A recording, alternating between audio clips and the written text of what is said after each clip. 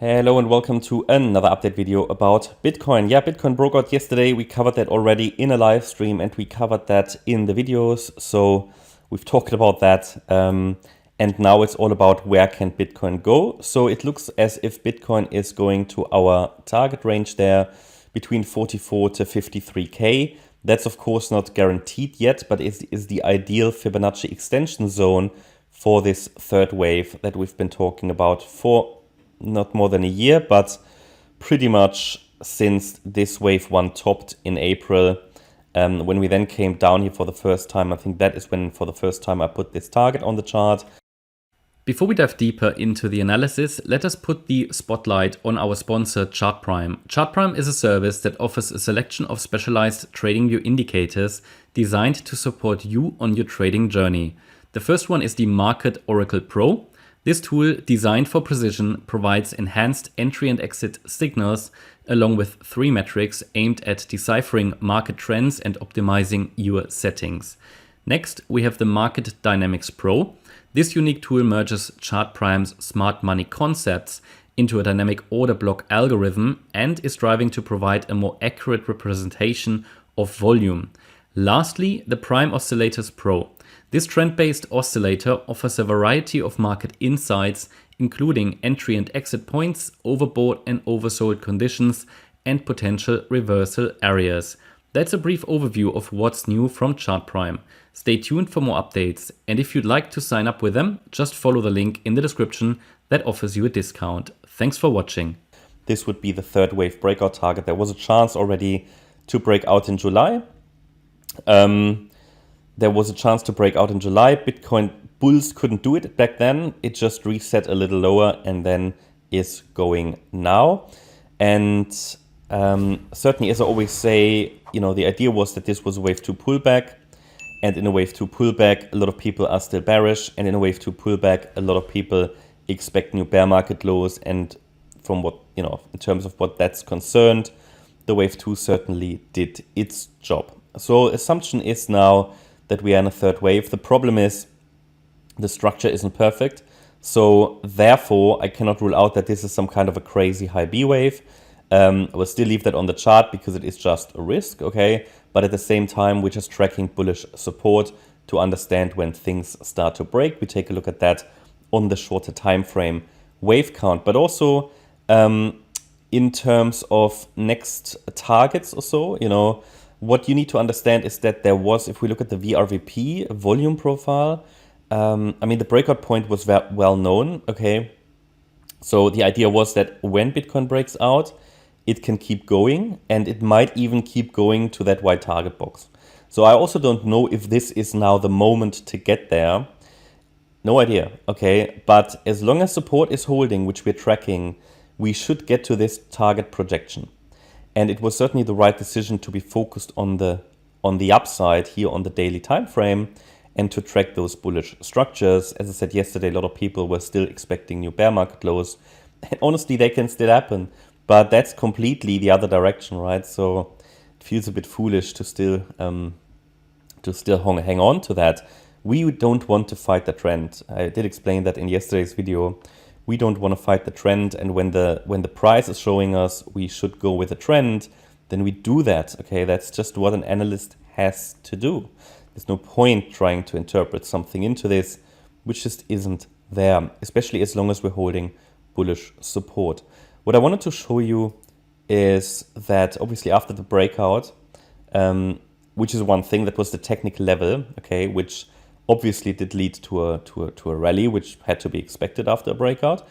There isn't much historical volume there. So depending on how far I zoom out, that gives you a better picture. So let me just adjust that slightly. So we want to see here that after the breakout point, there was not much there in historical volume. I told you that in previous videos, that when we break out, it can be that we go up quite quickly, because there isn't going to be historical volume until we get to sort of 37, 39K. So this will now be a range that the Bitcoin price will have probably a little bit of difficulty to push above, I would assume. So it could be a bit of consolidation or even a rejection. But this is going to be an area where Bitcoin will likely have a bit of difficulty to push through. And if it can do that, and get above 40K, which is where volume starts dropping. So 40K I would call next psychological resistance. So I can actually add that on the chart. I will do that later as a mark, as a level. So 40K is going to be the next, I think, barrier to really push through. And then it can probably get quite quickly to the next target range that we've specified. And in here, we've got a next visible volume spike around 47, 48K. And that's this previous swing high. I remember that actually when I was analyzing the price action here, and we explained that we still expect lower prices. And Bitcoin was pushing here against the limits of what it could do in a bearish scenario. So this is going to be a tough one to get above. And to be honest, that's probably the last barrier before all-time high. It's crazy. But yeah, don't expect Bitcoin to go to new all-time highs now straight away. I think it will still be a rocky road, but obviously we're pushing. We're doing something similar to what we did here. I told you the RSI was doing similar things. We don't want to use an overbought RSI to call a top, because that's what a lot of people do as well. And I always try to educate and make sure that you understand. And hopefully this is proof that you don't want to rely on an overbought RSI to highlight that, oh dear, it's going to come down. No, it's the opposite. That's why I explained to you in the videos over the last few days that a breakout is not unlikely, because first of all, Bitcoin invalidated a bearish divergence on the daily RSI. In addition to that, the RSI was higher than in July, which is an indication of a strong trend, which is rather an indication of, yeah, you know, we have to be prepared for a breakout. And I hope everybody who watched the videos over the last few days was prepared for a breakout, because it was a realistic possibility. And in fact, we expected a breakout because we were tracking an uptrend, okay? Tracking an uptrend primarily.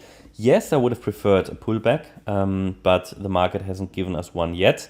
And therefore, it's also another piece of hopefully knowledge that people understood, is that yes, for an analysis point of view, to confirm a pullback, to confirm that a lasting low has been established. So again, it could still just be a crazy B wave, right? But to confirm that a lasting B wave, that a lasting low has been established, I need that structure. I need 5 waves up, 3 waves down. Bitcoin doesn't need that structure to break out. Very, very important. Now, on the shorter time frame, I think we talked about the next barriers and so on. I'm now using support here, which I've adjusted to indicate, you know, that we should get one more high, obviously, as a minimum in this structure. And this one more high should come as long as Bitcoin is holding above $29,450. And yeah, I'm not saying it will come down that much, but we have to give it that space if it needs it. So what I'm thinking is, especially here on the daily time frame, we see that, you know, using any other RSI on any other time frame doesn't make any sense anyway. But the daily RSI is overbought, so it would get, you know, it would get quite historic if Bitcoin just keeps pushing on the daily RSI. So it still can push a little higher, also compared to historic standards, but there is a resistance around 90. So we're already at 86, right? So it would be historic to keep pushing. What it can do and what it should do is to keep pushing maybe a little bit and then build a bearish divergence. Price can still push higher, maybe into that volume spike area that I showed you, and then it can start to drop a bit. And then, yeah, if we look at the lower time frame, I mean, there is not much to add. I think at the moment we should focus on the larger time frame. We don't want to, you know, look at the micro counts and get confused, because if this is a third wave rally, and I've mentioned it many times, it is more useful just to track bullish support and focus on that, okay? So obviously the breakout point is bullish support. Bitcoin even came down to test that, I think, yesterday here with this red candle. I would prefer still a more clear test, but for now it seems like Bitcoin wants to keep pushing. And 32,300, 32,400 is like the kind of breakout point that we need to hold above from a structural point of view. However, we still have the trend line we can track, and I would say, as I said, throughout the weekend, as long as we hold above the trend line, we can focus on higher more directly, and that has guided as well, and also the Fibonacci support level. So I will really turn only bearish again below 29,450. Against that level, I focus on higher, and I gave you my best here to add a micro count. So I think the fourth wave can occur at any time, but I cannot rule out that we're extending directly a little higher.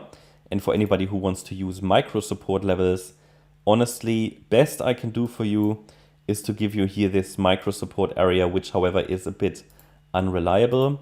And wave 4, this is just for anybody who wants to track more immediate support. That's between $34,000 and $32,750. Because, you know, you need to understand that any wave 4 from this wave degree should be a clear one and should take a few days to play out. So if it just consolidates here a little bit and then goes, it would be an extension of the third wave. And you can use this support level for that. Whereas the question actually is, do we use this swing high or this swing low or this one? I would use the last swing low. Okay, that's my update about Bitcoin. I hope you liked the update. If you did, please hit the like button, leave a comment and subscribe. And if you really like the content, then please check out the channel membership. Also, make sure you follow us on Instagram and Twitter. There is additional content every single day. Also some signals, stuff about mindset and so on. The links are in the video description. If you're interested in the channel membership, join our great community. You can find the links in the description as well. You get weekly live streams every Sunday at 5 p.m. UTC. You can join the chat rooms. Could be great to join a community in this in these uncertain times, even though Bitcoin has just made its intentions clear. And you get access to Discord and Telegram, educational content, and you get access to short-term market updates as a gold member. Also, if you're interested in stocks and shares, S&P 500 updates, check out our stocks and S&P service. Links are in the description. Thanks a lot for watching. Bye-bye.